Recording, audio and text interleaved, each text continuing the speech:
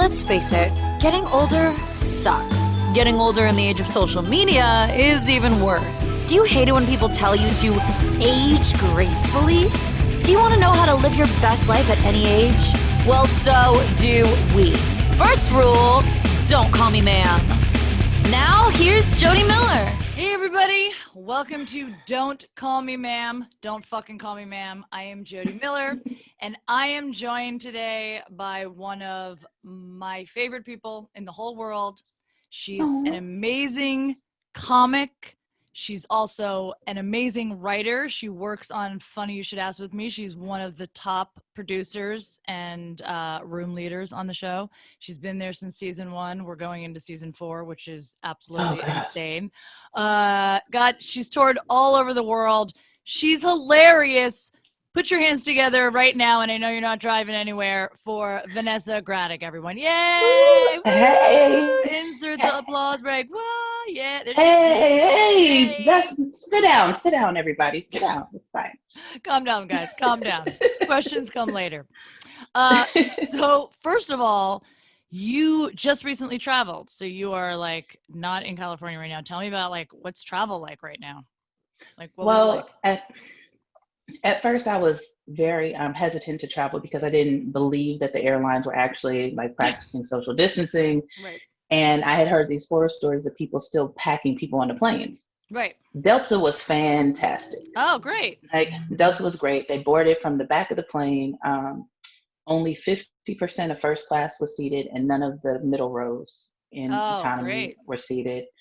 As soon as you get on the plane, they give you wipes and this little it's this adorable little individual use Purell. You just snap it. It was super cute. The only thing that was kind of off-putting at first is I believe they're all wearing t-shirts, like Delta t-shirts. Right. Because you can take them off between flights. Oh. But when the lady came up to me with the little Dasani water, I was like, ma'am, go find your seat. Who the hell is you? I was like, oh, you work here. I'm sorry, Maggie. You're like, who's this bitch in a t-shirt trying to give me water? Yes. Don't take water from people in t-shirts, people. No, just random bitches walking through the aisle like it. No. So I feel like this question would probably apply to you, and most likely me too, depending on the flight. I heard a lot of flights are not like serving alcohol. Is this the case? They are not. So what they do is they come around with a little like a little snack pack that has a bottle of water, pre-sorted snacks, and another little Purell thing. But the flight attendant, the t-shirt lady, she told me that starting July 1st, Delta will be doing beer and wine because they don't have to hand out cups with that, and most people just drink them from the bottle. But I mean, I told them they could give me tequila like that. Exactly. I drink the little Jack Daniels straight from the bottle too. Who needs a glass? Like, don't. It's just in the bottles. Exactly. Don't be an animal. Just drink If you can give me Dasani, you can give me vodka. Exactly. Like, I don't understand. Also, I feel like, you know, if they're giving you a snack pack, they're basically giving you way more than they did before the pandemic. Yes. I think.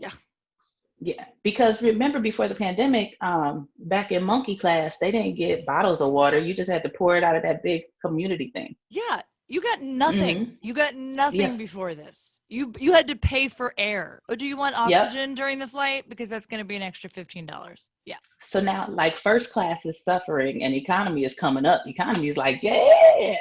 As it should be. So that's great. So the flight was great and everything, obviously, was perfect. Yes. All right. Awesome. All right. So first, let's talk about the big birthday. It's like in less than a month. Holy shit. Now, for those of you... Can I say it? Can I say which birthday this is? Oh, I don't care. I'm proud. I'm ready. And you should be fucking proud because you're amazing. And also, it's an amazing number. I remember turning it. Vanessa's turning 40 next month, everyone. Or August. In August, yes. Yeah. I feel like it's already July. But yes, in August, everybody send her lots of gifts. DM me and I will tell you where to send all the gifts and the money and all the cash. Now, I remember what was it, 6 months ago? We were in your office. I remember you specifically not only planning out where you wanted to have your big 40th bash. And by the way, that was a very special, I had a huge party for my 40th. All my friends from the East Coast flew in. But I remember you specifically saying that you wanted to go to 40 countries within the year. How has this pandemic affected that? So I wanted to try to go to to 40. Like my goal was to get to 40, but I was starting with 12 countries in 12 months. Oh, okay, right. And I mean, technically I'm in Georgia right now, which is like a different country because they don't feel like we have a pandemic.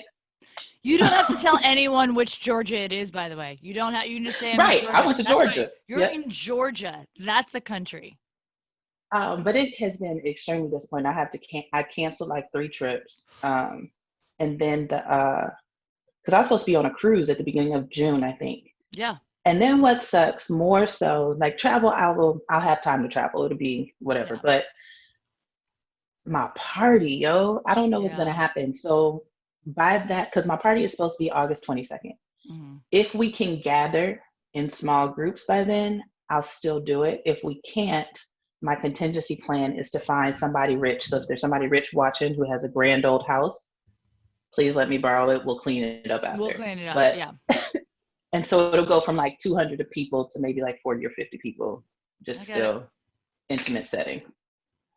How are things in Georgia? I mean, are they similar to Los Angeles as far as everything? No. This shit is wide open. Like, oh, for real? At LAX, that's the first thing I saw. At LAX, everybody has on masks. Right. There's stations everywhere. There, whatever. Yes. I came into ATL. Even the employees weren't wearing masks. Like it was maybe every third person actually had on a mask, and they're just chilling and talking. And then I went to go get my rental car, and of all the rental agents, only one. He was masked up. He was sanitizing between everything. And I went, and I was supposed to go to somebody else. I was like, "Nah, I'm waiting for him. I don't want no part of you. I'm gonna be over here with the brother who cleans his hands." Yeah, exactly. I mean, I think it's, especially when you're in, you know what I mean, when you're in a business with that, like with the volume that they are encountering at the airport, at the car rental, that's a mass volume. It's people in and out all day long. You need to be safe. You know what I mean? If you're just an individual and you're just like, I'm going to go to the grocery store, although you can't go without a mask, but then, then you're an idiot. But at least people that are working with a large volume of people around them, like that should definitely be a requirement until it no longer has to be. It makes perfect sense. But then I will say this, and this never happened to me actually I haven't been out in LA.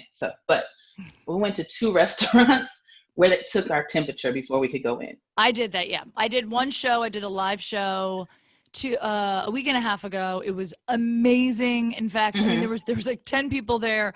I said something that didn't get a laugh. I was just I was just doing whatever. And I was like, I don't care. I don't care if any of you laugh right now. Like, I don't fucking give a shit. I'm speaking to people in real time and you're reacting like it's fucking amazing. Yes. Instead of talking to ourselves or these screens. It's just, and I've done a lot of the Zoom shows, and you've done Zoom shows too. Yes. And they are good, for what they are, but there is that like half-second delay. You can feel it. It's not the immediate, it's very odd.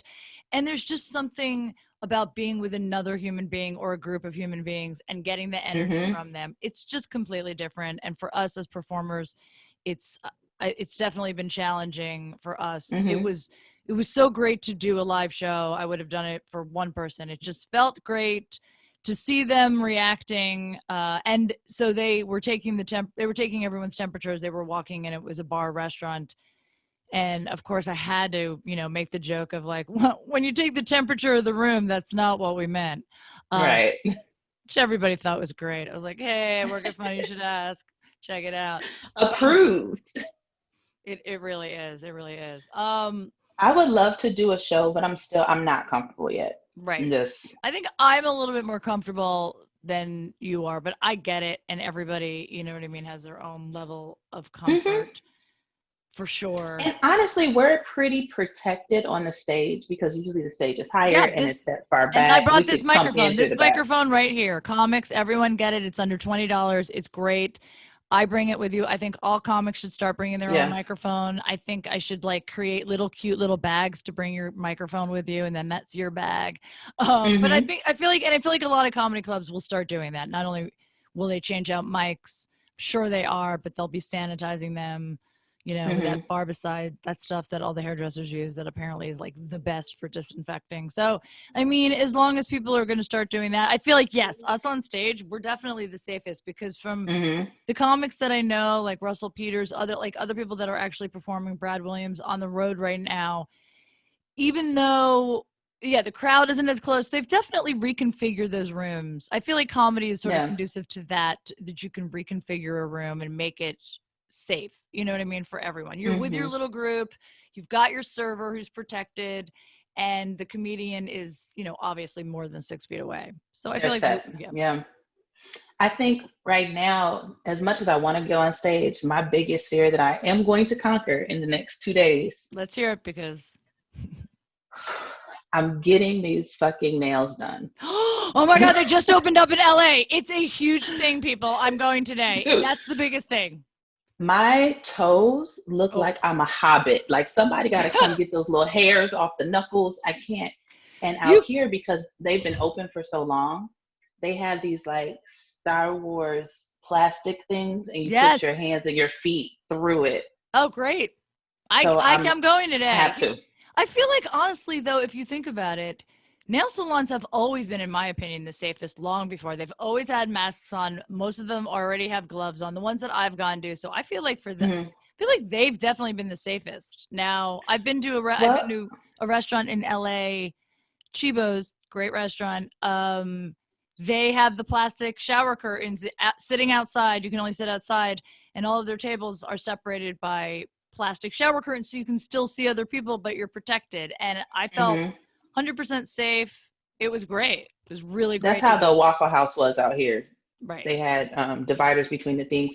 But wasn't there like one of the outbreaks in California was linked to a nail salon?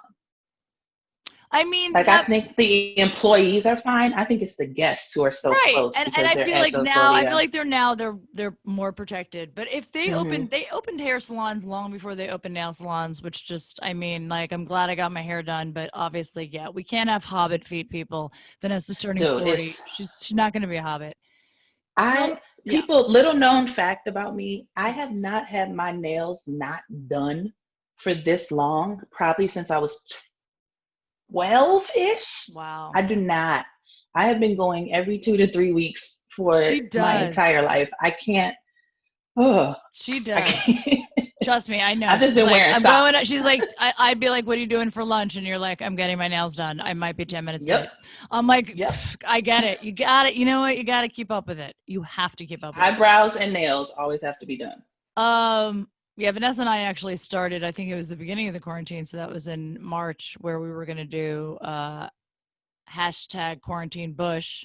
Yes. Because fuck it, if you're going to grow out your hair and, you know, be a 70s, 80s chick again, you might as well do it. You might as well fucking do it during quarantine when no one's coming over.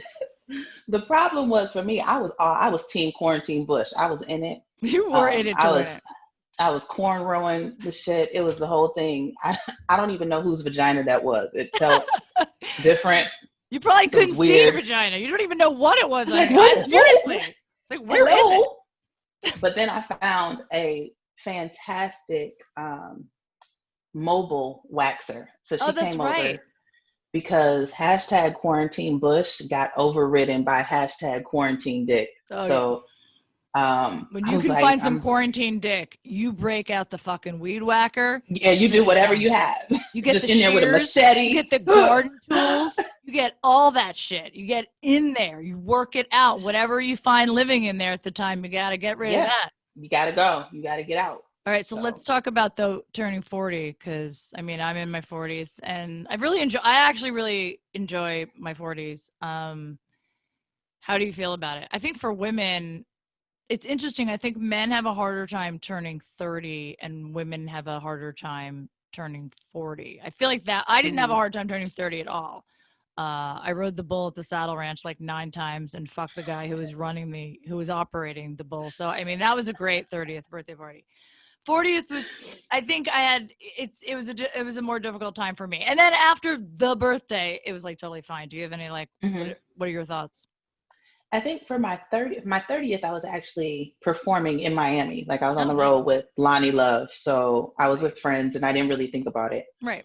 Um, I don't mind turning 40, but I am hanging on to 39.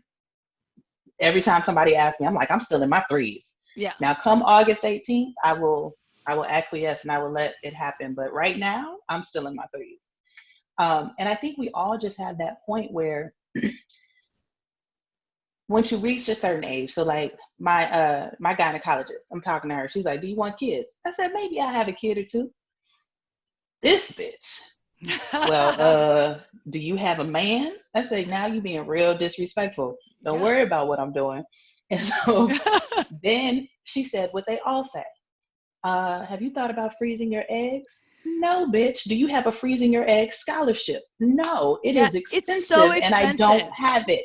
I wish people would just stop saying it as if it's like buying eggs at a store. Are you freezing your eggs? As if it's that easy. As if you can buy a freeze your egg kit at home. Like you can't. It's not. You can't like, put it in there next to the peas. You have to like. There's it's not like 23andMe. You can't just get a kit in the mail and just stick your eggs in there. It is thousands of dollars for. It's not only thousands of dollars to extract your eggs and to get the viable eggs with all of the medication to get those viable eggs. It is so much money to store those eggs. Everyone's like, "Are you doing it?" It's like, no, bitch. I'm working. No. I'm trying to buy like real eggs so that I can eat. So that's the only thing that I kind of think about is like, okay, if I'm dating someone now, because I think by 43, I'm going to throw in the towel for trying to have my own, unless I have like Janet Jackson money. Like the money I have right now, I can't have a baby when I'm old because he's going to come out limping and looking crazy. And that's going to be my fault.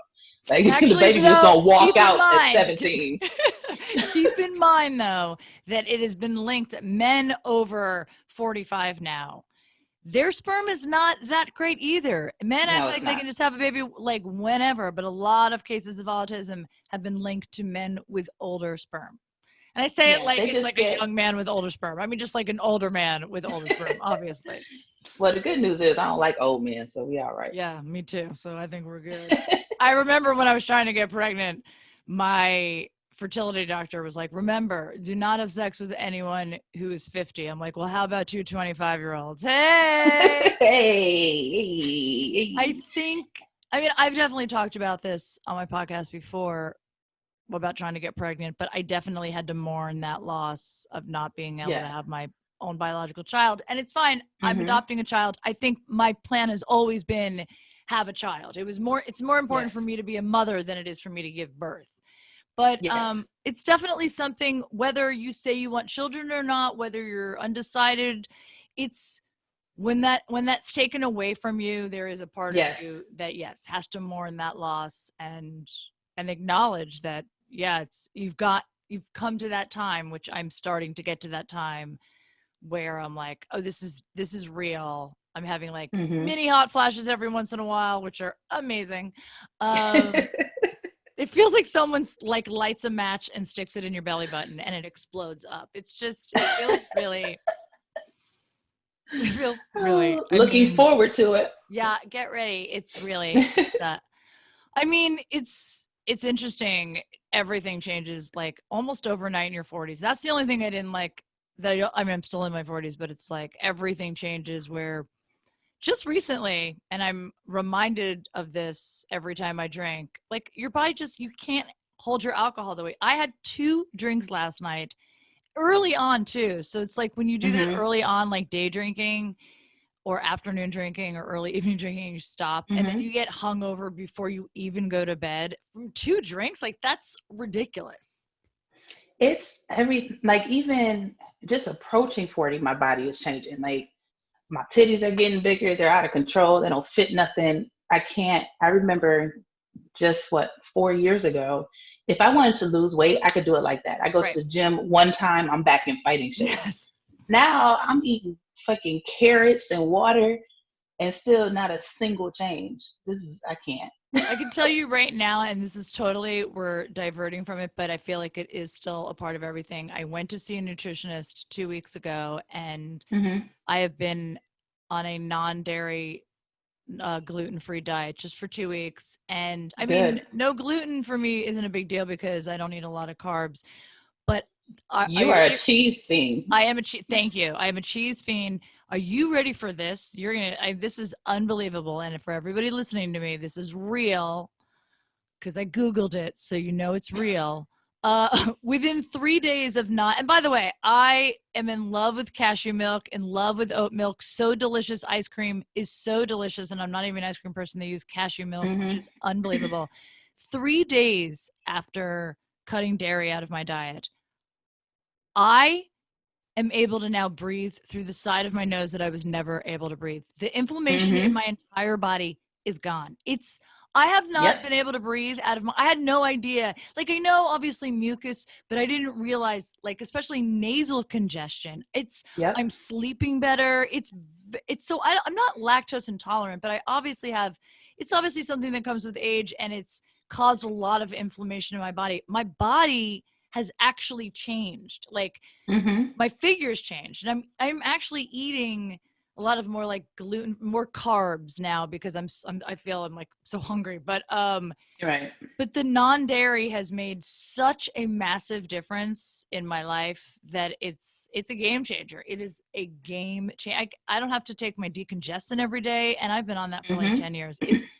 It's unbelievable. So it's weird when you get older, and I remember I could just, wake up and walk to the bathroom, and that was my workout, and I'm like, I'm ready to go. And now it's like, you have to work out a lot harder, which really, really sucks.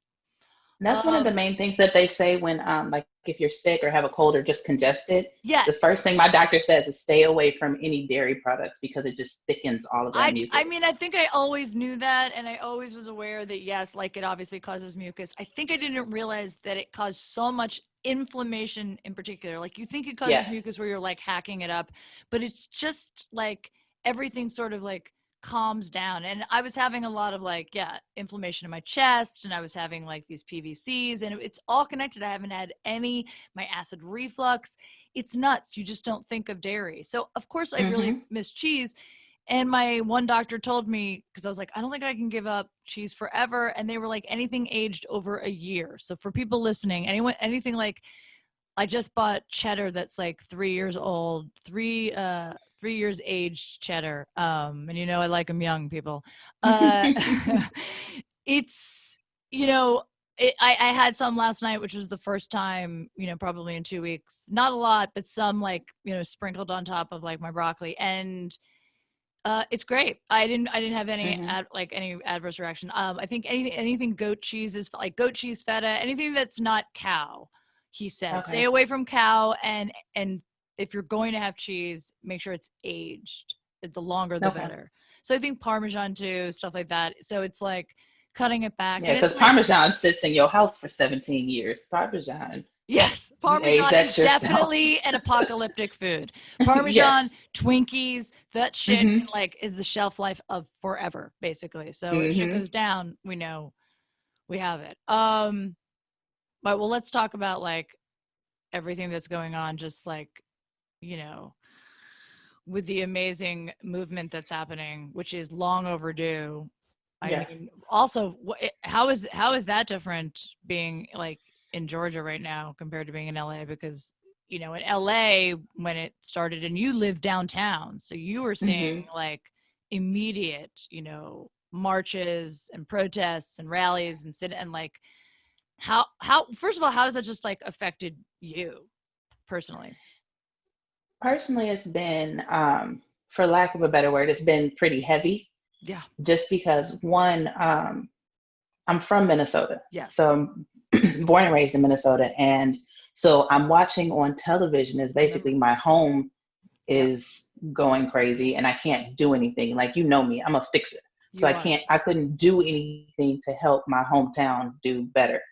Then being here, I'm looking outside of my window and watching my current home be burnt down, which I'm here for the shits. Burn this bitch to the ground and start over. I really am. Yes, I believe that. But the only thing is and that's why I had to get out of town, because I'm getting alerts. There's 2 to 3 protests downtown LA every single day. And I got used to falling asleep to helicopters, then there were like the fireworks and everything, and it was every night. I felt like I was in Baghdad. So coming to Georgia, it doesn't feel like there's protests happening. They could be. They just might not be where I'm at. Right. But out here is much more peaceful than DCLA. Right. And but I am happy for all of the changes that are trying to be made, and people are waking up. Like, the pandemic is the best thing that could have happened for us, because a lot of my white friends, they weren't seeing all the stuff that was happening because, like, and you can call it algorithms or whatever else, they're directed to different things than I'm directed to. Yeah. Like, but sitting at home not doing anything, it has to be in your face, and people have to acknowledge, and you have to see it. Yes. So that part is good. It's so good. I think the pandemic, not only was it in your face and we're watching news 24/7, we've also been locked in our house. I don't think if we were quarantined, if COVID was happening and all these tragedies, happened, and George Floyd, I still don't think what's happening now would have occurred. I think it was the perfect storm. I think it needed to for all of this to happen. And I also, it's interesting because, I'll be the first to admit that there's no way I can ever relate to your experience. Mm-hmm. I'm 100% open to learning about as much as I can, you know what I mean? So and if I do anything incorrectly, I want someone to be like, hey, you should look at it this way, or that's not something appropriate that you should say that's appropriate, or I'm all about the learning of it. And I was thinking about it the other day, as far as like, if we compare it to the 60s, and that movement at that time and things changing, I think social media thank God for it, because it is literally in everyone's face all the time, and it's not going away. And back then, I mean, there are obviously protests and marches and all of that, but I don't think it had this. It's not going to have the same impact as what's happening today, because of social media and because of the reach. Yes, correct. Because of the reach and because of the cancel culture, which is good and bad. We'll get to the other side of cancel culture in a second, but there's, you know what I mean? Things are being, they're being forced to change because of that, because, you know what I mean? Because of all of it. Do you agree with that, or? I do. I think that social media is amazing as far as the reach and getting the messages out. Unfortunately, it's getting all of the messages out. So it's a matter of having to filter through and what's true and what's not. I think one of my biggest challenges in this has been, because obviously, you're one of my really good friends. I have white friends. And I don't feel bad for y'all, but I do in a way, because I know, like, you want something, like, you want to know and you want to learn. Right. Right now, Black people are fucking tired. And you haven't done it, but I've been getting a lot of calls like, well, what can I do? I don't know, read a book. Like, I am too overwhelmed to teach you about racism. And it's like, well, are you doing okay? No, well, I don't know what you can do. I mean, donate, do something. I cannot walk people through this when we're trying to. Right. So I would just suggest, as far as learning, just pay attention. And you are the type of person where I could say, yo, we don't really do that. Slow down. But I don't have a plan to tell people. And I think a lot of people are looking for someone to give them that plan instead of just being proactive. And there's a space for everybody in this fight. There's the protesters. I'm not going outside because the Rona's still out there, and I'm my mama only child. I'm not catching no rubber bullet. But so you have the protesters, you have the policy changers, you have just the donators. Pick a side, and if you don't have the money to donate, there's on YouTube, there's a Black Lives Matter donation playlist. All you have to do is turn it on in the background, and the ads generate money for Black Lives Matter. Yeah, that's amazing. So it's just little things. And if everyone starts doing little things, then it'll change the bigger picture. But people have to figure out what's right for them. Right. And I think a lot of people, And I've been there too, not just with this, with other things. It's like they're scared to say something because it could be wrong, or they're scared to do something because it'll be perceived as wrong, and they don't, then people will come after them. And it's like, just if you do nothing, that's worse. You don't have to do exactly what this person's doing or that person's doing. Educate yourself.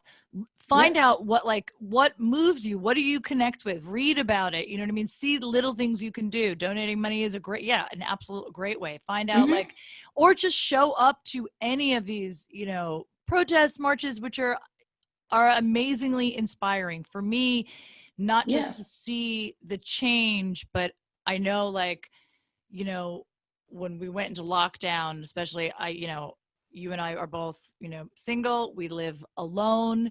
It's very isolating. I think I was spiraling down that rabbit hole of like, wow, this virus is literally pulling people apart already.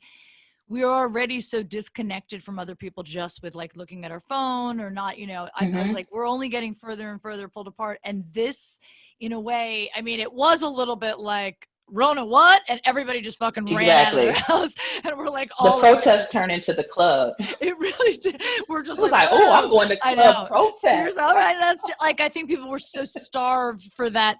But having said that, once people started to calm down and realize that we still have to be safe, it brought people back together again, and that human contact, and that we're coming together for something greater. I mean, I don't know how many people out there believe this, but I believe this. If you read any astrology report, and I'm sure half the guys right now are like, astrology, turn this off.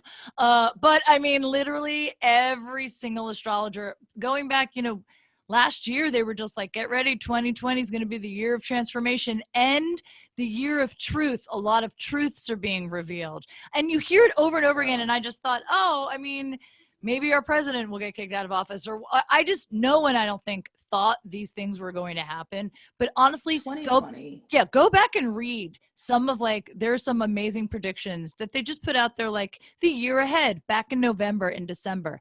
And it is fucking scary how accurate the 2020 is. We got the Rona.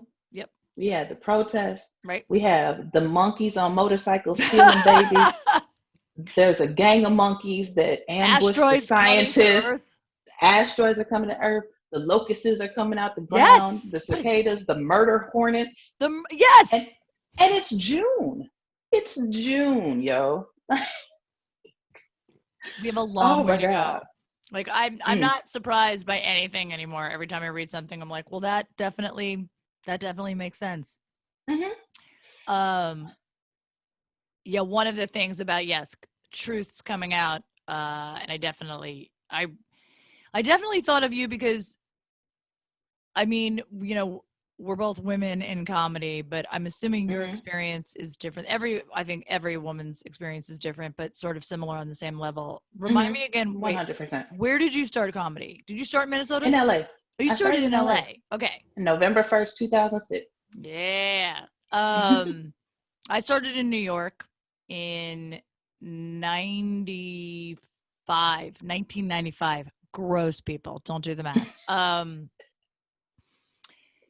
So it's so gross.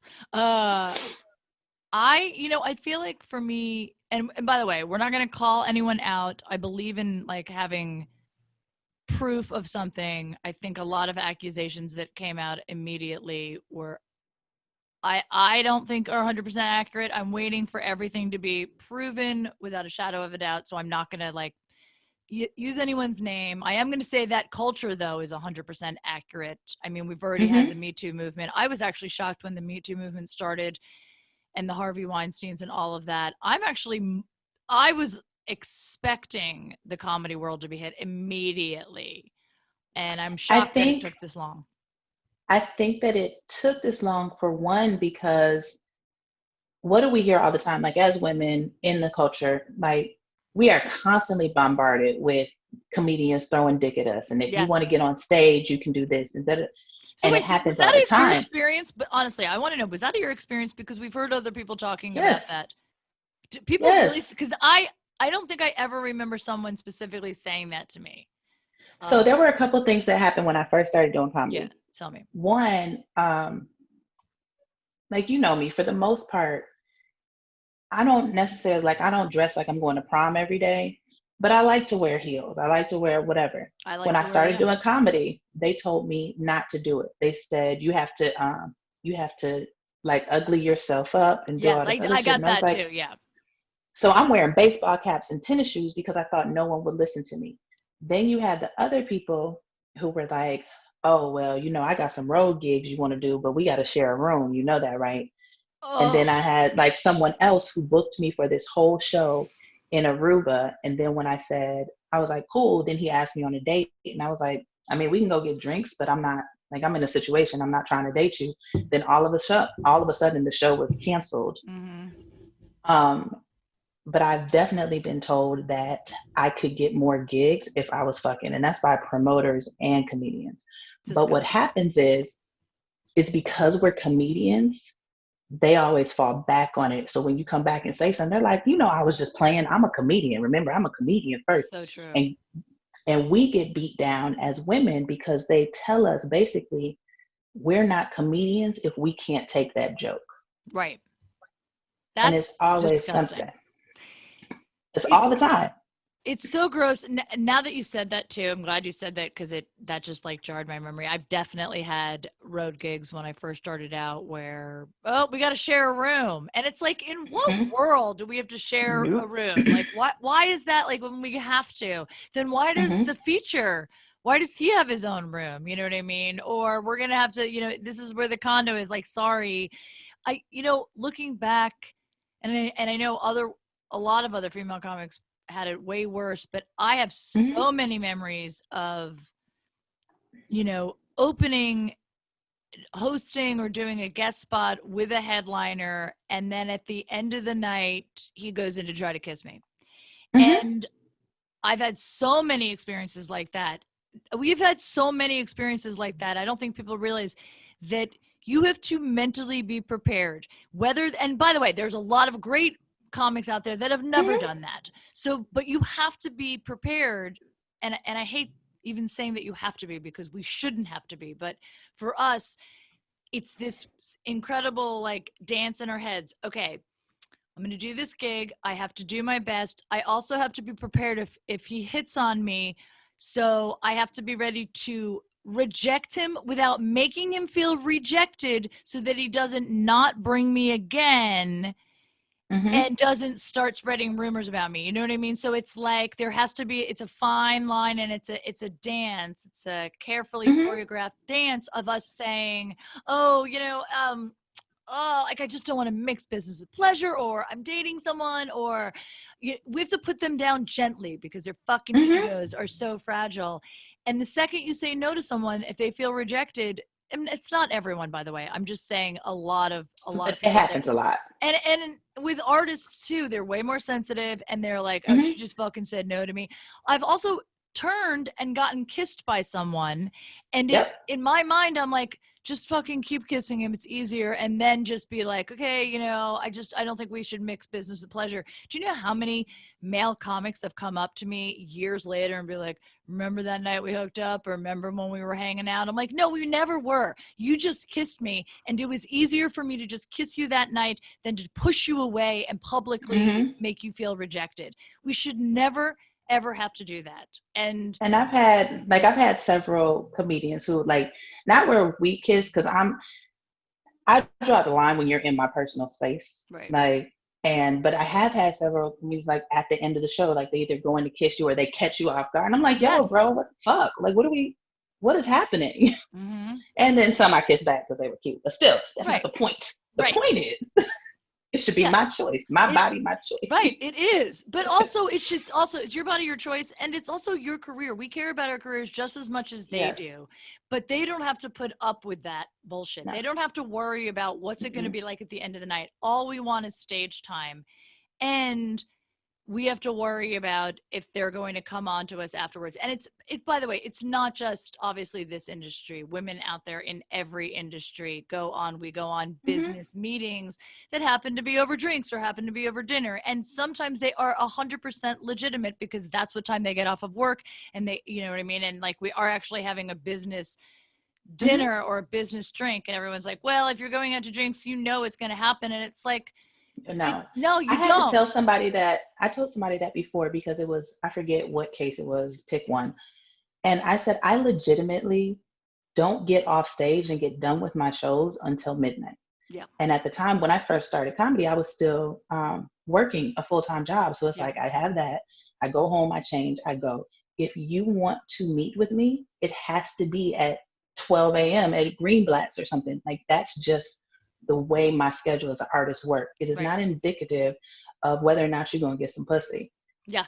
And then you have to do, like, we have to take all these extra steps. So like if I'm on the road, the first thing I do is the hotel, I take the promoter or whoever's name off of it because then they can't have access to keys. I make sure that I'm the only person with access to my room. Has that ever as soon happened as to I you? get there. Has that happened? It's happened. It's not happened to me particularly, but I don't have to touch the fire to know that it's hot. I know people who it's happened to, so I'm not going to do that shit. Like, I'm not even going to try it.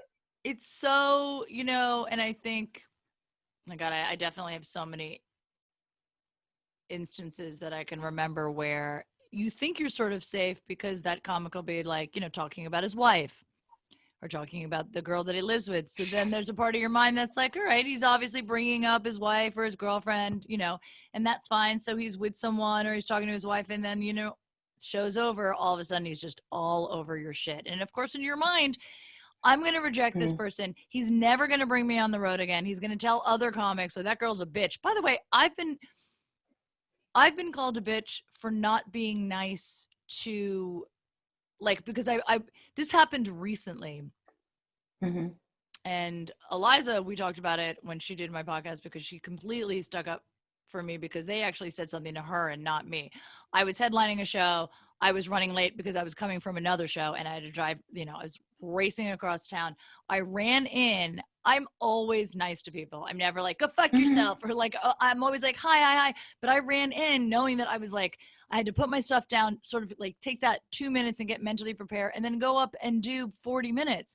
And I ran in, and the guy who was booking it, apparently I wasn't that, I was just like, hey, great, I'm ready to go. I didn't suck his dick, basically. And basically what came back to the person who booked me, and then ultimately Eliza was like, oh yeah, I heard Jodi was like such a bitch to what's his name, and she's like, I don't believe that, because she's not a bitch. I'm not, like, that's just not who I am. You know what I mean? I can definitely be a bitch, but that's not who I am. You're nice to everyone. I don't care if you're, and they even said a point, they're like, she was nicer to the bus boy than she was to me, which, by the way, I'm nice to everyone. I don't care what you do. I don't care who you are. I'm just going to be nice to you. It's a common courtesy.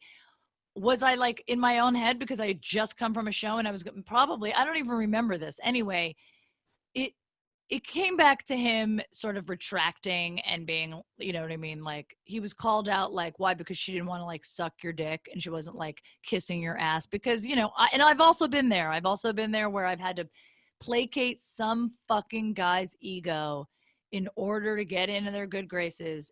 And it sucks. It sucks that we've had to do that. I'm sure you've had to do that. You always make them think that there is the slightest chance. It's a hell no, but there might be this sliver.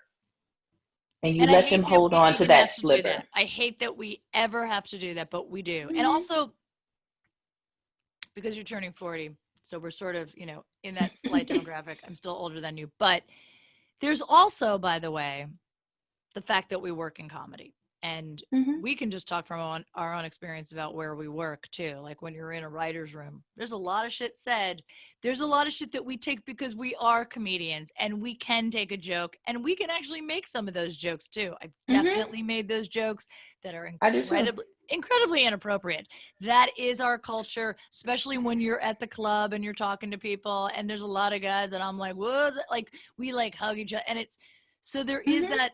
I definitely think I've been, conditioned for a lot of stuff that I'm sure is incredibly inappropriate, and looking back, and it's just, a violation. Probably hasn't even phased me, because I'm like, well, I'm a comic and I'm in this world and I know how to flirt with people, and it's fine. And it's a lot of it's not fine, but we're so used to so much, you know what I mean? That it doesn't really phase us.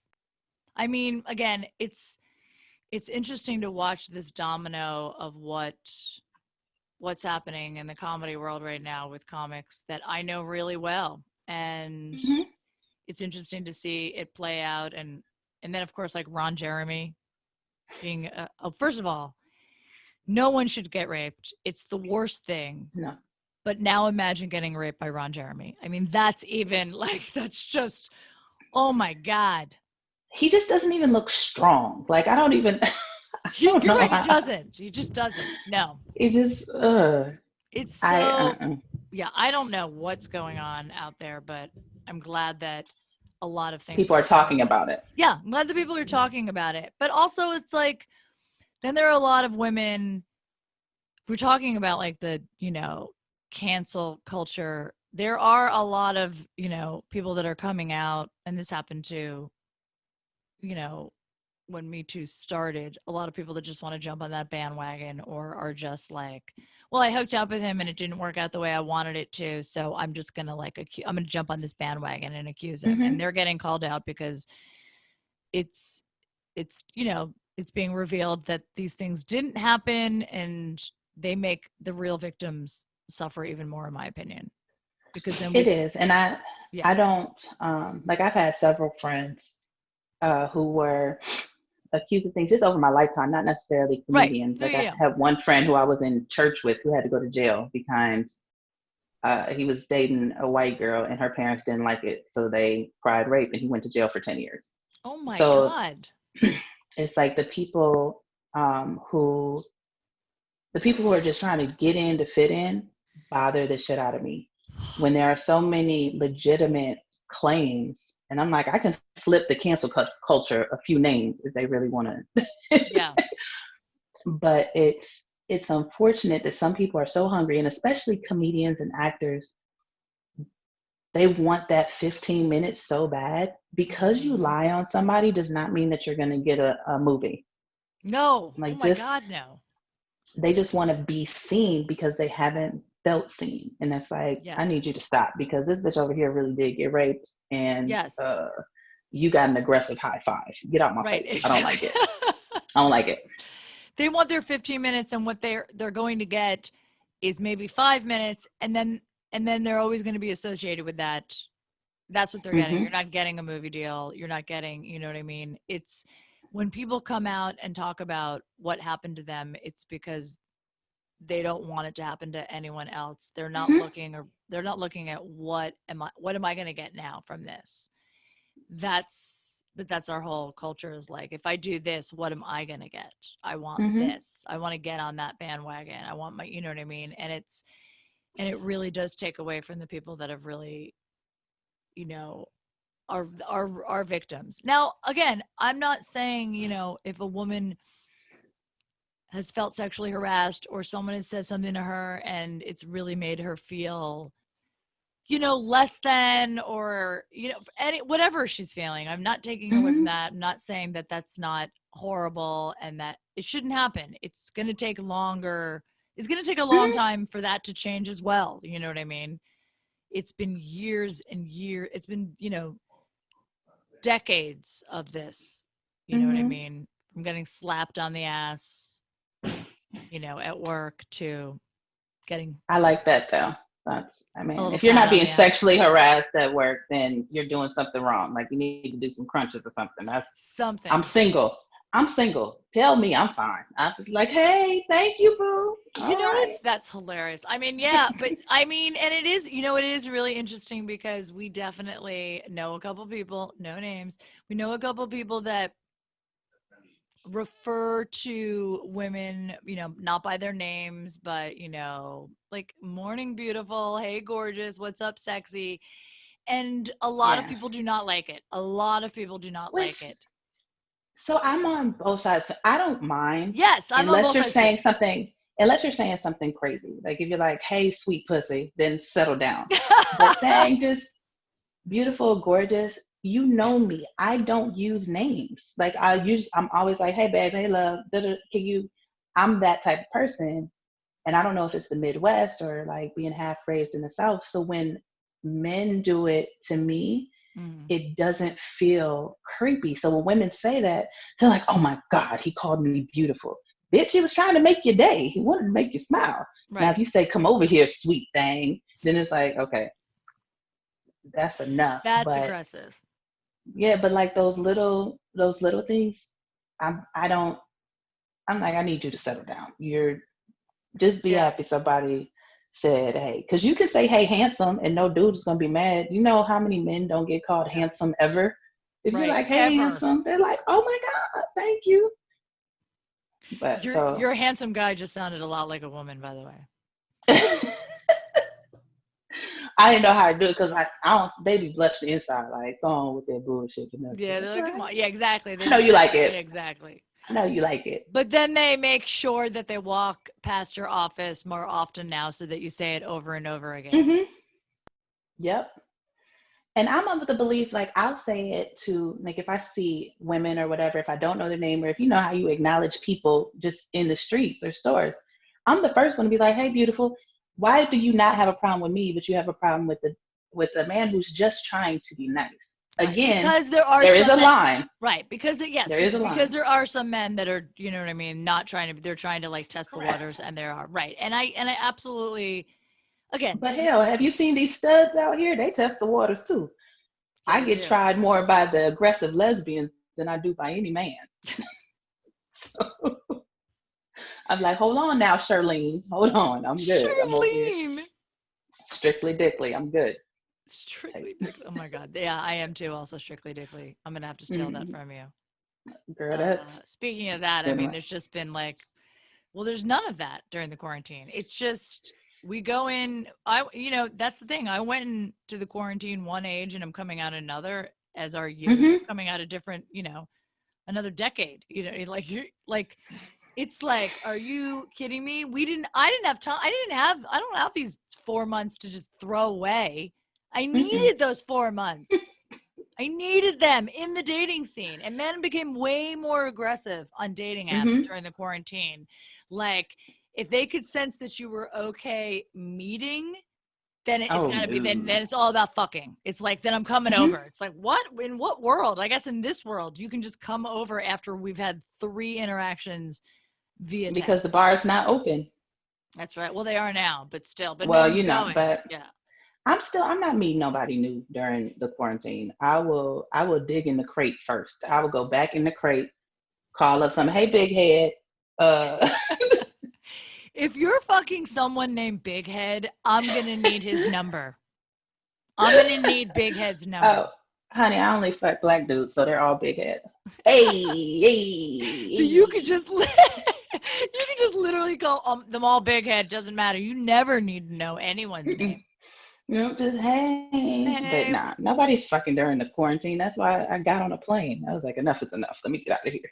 Some people are, though. I know some people that are like managing to like get some quarantine dick. Like literally go on a couple coffee dates in a park and then they're fucking. Yeah. Which, listen, get it how you live. Just, if you're doing that, don't come to my house because I'm taking temperatures at the door. I don't want to hang out with people who are being reckless. All right. We're going to wrap it up. Tell people where they can find you. Well, you can find me on all platforms at Vanessa Graddick. So Vanessa Graddick, and that's all platforms. Outside of that, I do not have any shows coming up because I am taking a break. I am chilling. So, but yeah, as soon as we get back into production, as Jodi, I'm sure, has mentioned, keep watching Funny You Should Ask so we can keep paying our rent. That would be amazing. That'd be so good. I'm sorry, Mortgage Bitch. Oh yeah, what? My bad. So I can keep paying my rent and she keep paying her mortgage. So tune into Funny You Should Ask. But other than that, again, holler at me on all social media. I usually talk back unless you're a weirdo. And that's it. And send her birthday gifts. I don't care when you're watching this. Yes, it's August 18th. But if you're watching it in September, I don't care. Send her, if you're watching it in July, I don't Listen. care. Send her something. Cash App, PayPal, all of it is Vanessa Graddick. That's it's all Vanessa all Graddick. of it. Just don't send a dick pic. No one wants to see your funky dick unless we've If you already send seen it, it. thank you. But if you send it, Okay. please know that everyone else will see it. Oh, all right, that's fair. Yes. I will not keep it secrets. You can send all the dick pics you want. I am sending them to every single person that I know. Your dick will go viral. And that's it. Because I don't owe you anything. I don't owe you any loyalty. You'll have a viral dick. Yes, probably in more ways than one. More than likely. So gross. All right, guys. Thanks for listening. My name is Jodi Miller. This is Don't Call Me Ma'am. Don't fucking call me ma'am.